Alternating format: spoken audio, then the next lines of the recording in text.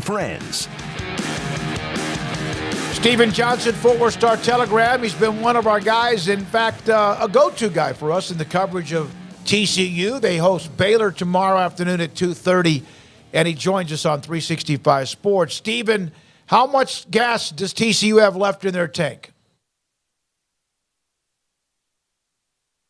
Did we lose him?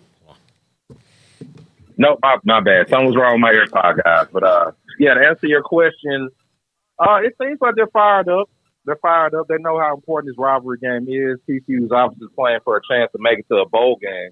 So I would say, based on what we saw last week against Texas, there's more fuel in the tank than you might expect considering the season they've had. Steven, a couple years ago, Baylor played Ole Miss in the Sugar Bowl, and Jeff Lebby was the offensive coordinator at Ole Miss, and I asked him at the press conference, was there any more sauce on this game because of their departure from Baylor? And he gave me the coach speakiest answer of all coach speaky times. I would have to assume that Kendall BRS feels similarly but may not say anything. Do you think there's a little extra, zip on the fastball for him this week? Well, if you're a TCU fan, I think you would certainly hope so, considering the offense has been, I think, inconsistent at best is probably the word I would use. So, if there's any time to bust out anything you got left, anything in the tank that you haven't used already, now would be the time, especially considering his history. I don't think he was a big fan of how his father was handled. So I would imagine he's fired and motivated. We haven't had a chance to talk to him this week. But, this is definitely a game. I think will be even, Baylor's not a great team, but this is still a big game for Kendall BRS because you do not want to be in a situation where TCU comes out and maybe on the scores like 10 or so points.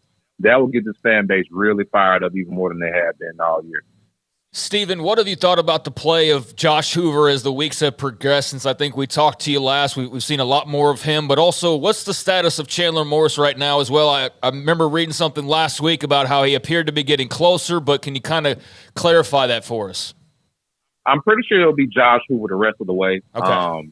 As of today, I'm expecting Chandler's career as a Horned Frog is probably over just because it's unfortunate the injury situation. But I think Josh has shown enough that they want to continue to get him these valuable reps, especially if they don't make a bowl game.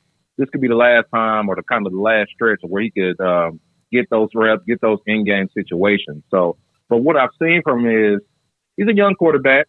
There's been time he's had a turnover in every single game he's played in. So I think that's probably the biggest concern. The positive side is TCU was finally getting more chunk plays down the field because he's more aggressive than Chandler Morris. And he's shown more of a willingness, I think, to trying to stretch the field. And that's why you're starting to see Savion Williams start to break out a little bit for the Horned Frogs. He was kind of the receiver you thought could kind of replace Quinn Johnson.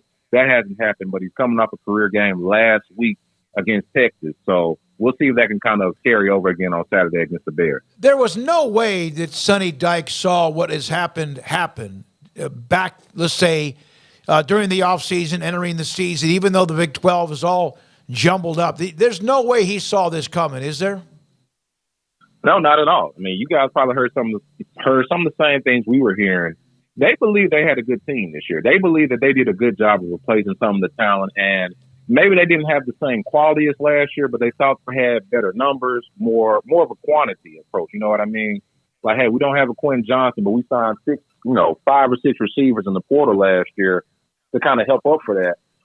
So I think they thought they would be contending a lot more than this. They had high expectations for the defense. And the defense has been a disappointment, especially considering what's happened against all the the quality competition they face. So this has been a surprise to Sonny Dykes, especially the way they've lost games, missing kicks, turning the ball over in the red zone.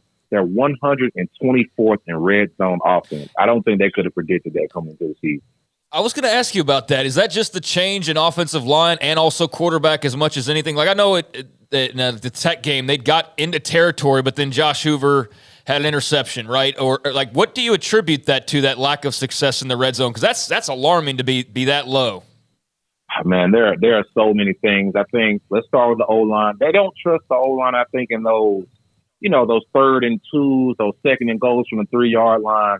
And just the interior of the offensive line, I think, has not shown the ability to continue to win those, physical matchups when you're trying to run the ball and punch it in. the quarterbacks, Josh Hoover and Chandler Morris, have struggled with turnovers. You guys remember that Colorado game? Yeah. They win that game if you don't throw 2 picks in the end zone. You know what I mean? Mm-hmm. So that's kind of happened all season. So I think turnovers, the lack of physicality with the offensive line in the run game, and I don't think Kendall has done a great job at times with some of the plays he'll call when they get to the red zone.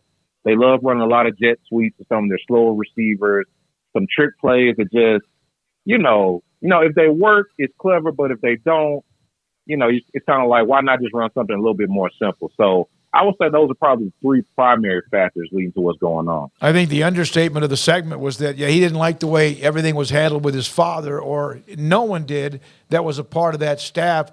Is there any frustration enough for him and his future there, or is that a locked-in position and give him another chance in the offseason to build more of what he wants to see on offense?